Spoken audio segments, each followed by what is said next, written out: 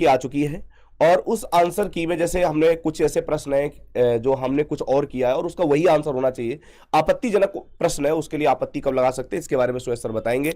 और अपनी आंसर की भी चेक कर, मतलब आंसर भी चेक कर सकते हो कितने आपके सही हो रहे हैं कितने नहीं सही हो रहे हैं, उसके विषय में सुरेश सर आपको बताएंगे। तो कि उत्तर की तिथि या उत्तर कुंजी की तिथि भी अलग अलग है परीक्षा की तिथि के हिसाब से ही।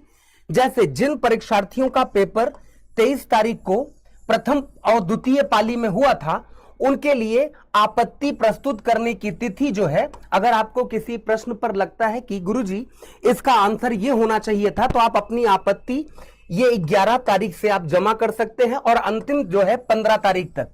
तो जिस भी प्रश्न में जो विद्यार्थी 23 अगस्त को परीक्षा में बैठे थे, चाहे प्रथम पाली में चाहे द्वितीय पाली में, अब ध्यान रखना यहां 24, 25, 30 और 31 वाले वो ट्राई ना करें, क्योंकि इनके लिए अलग तिथि है।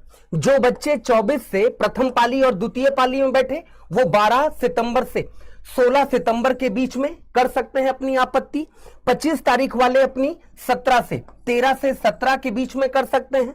30 वाले 14 और 18 के बीच में, और लास्ट में जो 31 वाले हैं प्रथम और द्वितीय पाली के, वो 15 सितंबर से 19 सितंबर के मध्य क्या कर सकते हैं, अपनी उत्तर कुंजी वेबसाइट पर डाल दी गई है। आप उत्तर कुंजी को देख लीजिए और उत्तर कुंजी को देखने के बाद आपको क्या करना है, अगर किसी प्रश्न में आपको लगता है कि नहीं इस विकल्प पर थोड़ी सी चुनौती पेश की जा सकती है, तो डेट वाइज आप उस पर चुनौती पेश कर सकते हैं, डेट वाइज चुनौती पेश कर सकते हैं। हाँ, जिसके बारे में आप लोग पूछ रहे हैं, बस अभी इतना ही बता सकता हूं आप लोगों को।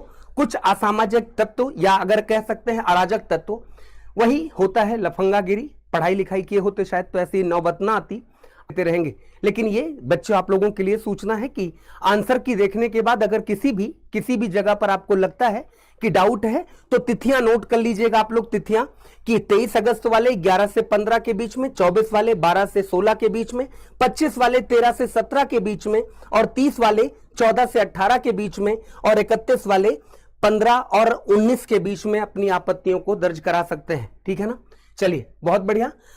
ये जानकारी आप लोगों के लिए बहुत उपयोगी है, क्योंकि कई सारे प्रश्नों को लेकर है ना कश्मकश चल रही थी कि इसमें ये सही होगा या ये सही होगा। अगर कमीशन की आंसर की से लगता है कि कुछ वेरी कर रहा है तो परेशान मत होइएगा, आपत्ति दर्ज करेंगे, वो क्वेश्चन डिलीट कर दिया जाएगा या उसका अंक आपको वितरित कर दिया जाएगा। यही सूचना आप लोगों को देनी थी। हम सुरक्षित हैं, हम सुरक्षित हैं, विवेक सर सुरक्षित हैं, सभी सुरक्षित हैं, संस्थान सुरक्षित है। जो क्लासेस जैसी चल रही थी वो वैसी चलती रहेंगी। आज हाँ, आज 8 बजे वाली क्लास आज विवेक सर की नहीं होगी और